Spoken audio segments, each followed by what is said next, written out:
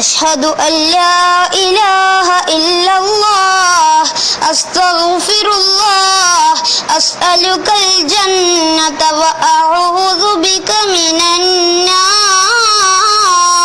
السلام عليكم ورحمة الله وبركاته.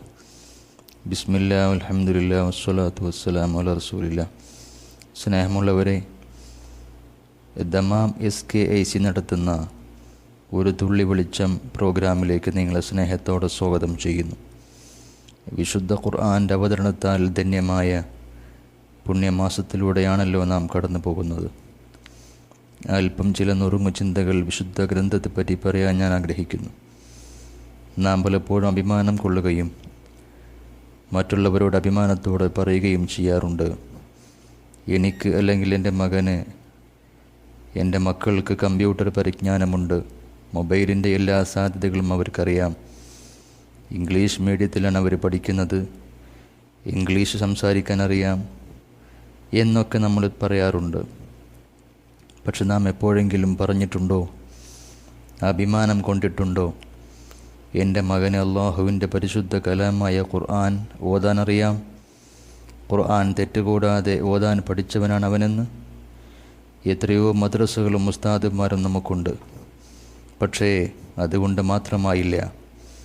വീട്ടിൽ മക്കളെ ഖുർആനുമായി ബന്ധപ്പെടുത്താൻ, പാരായണം ശീലമാക്കാൻ ഓരോ മാതാവിൻ്റെയും പിതാവിൻ്റെയും ഉള്ളിലൊരു ചിന്ത ഉണ്ടാവണം, വളരണം.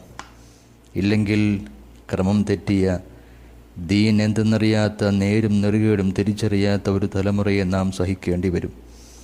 അർത്ഥമറിഞ്ഞില്ലെങ്കിൽ കൂടി ഖുർആൻ പാരായണം ശീലമാക്കിയാൽ കറപിടിച്ച ക്ലേശങ്ങൾ നിറഞ്ഞ മനസ്സുകൾ പ്രകാശിക്കും. ഹൃദയത്തിന് എന്തെന്നില്ലാത്ത ഒരു സന്തോഷം വന്നു ചേരും.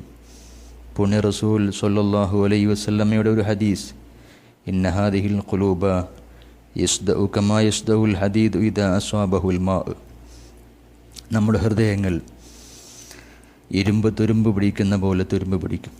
വമാ ജലാലുഹ, ആ ഹൃദയത്തെ വെളുപ്പിക്കാൻ എന്തുണ്ട് മാർഗമെന്ന സ്വഹാബത്തിൻ്റെ ചോദ്യം.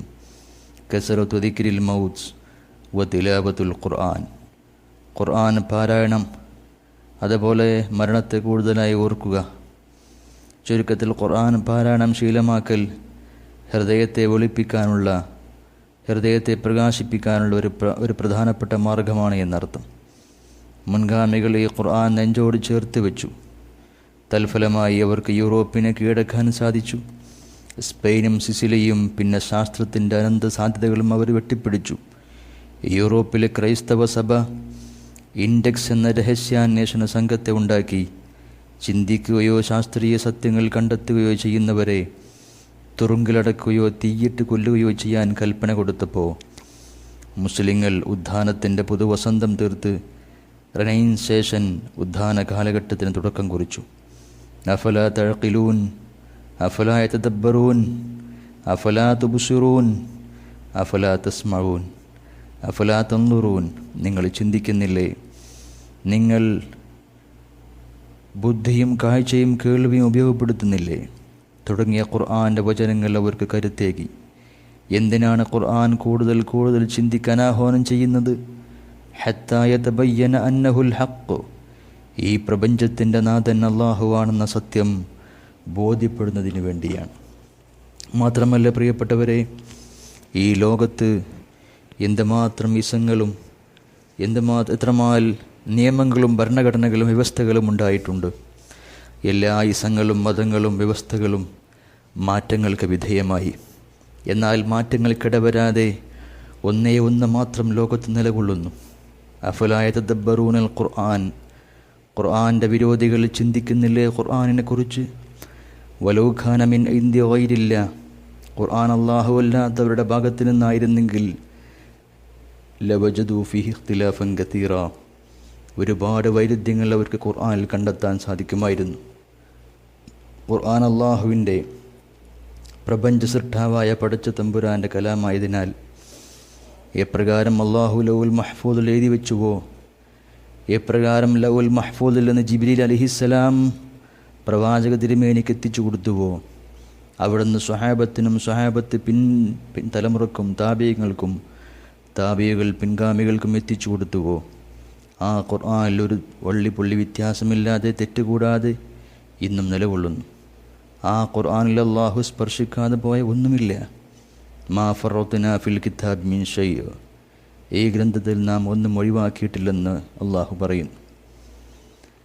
വിശുദ്ധ ഖുർആൻ അവതീർണമായ പുണ്യ റമളാൻ മാസത്തിൽ ഒന്നിലേറെ ഖത്തം പൂർത്തിയാക്കിയവരായിരുന്നു നമ്മുടെ പൂർവികർ. ഒരു ഖത്തമെങ്കിലും ഈ റമളാനിൽ, ഒരു നന്മക്ക് എത്രയോ ഇരട്ടി പ്രതിഫലം കിട്ടുന്ന ഈ പുണ്യമാസത്തിൽ ഒരു ഖത്തം പൂർത്തിയാക്കാനെങ്കിലും നാം ശ്രമിക്കണം.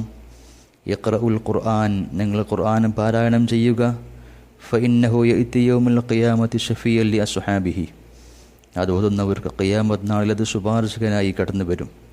ഖുർആൻ ശുപാർശകനായി കടന്നെത്തുന്ന ആളുകളുടെ കൂട്ടത്തിൽ അല്ലാഹു നമ്മെ ഉൾപ്പെടുത്തട്ടെ.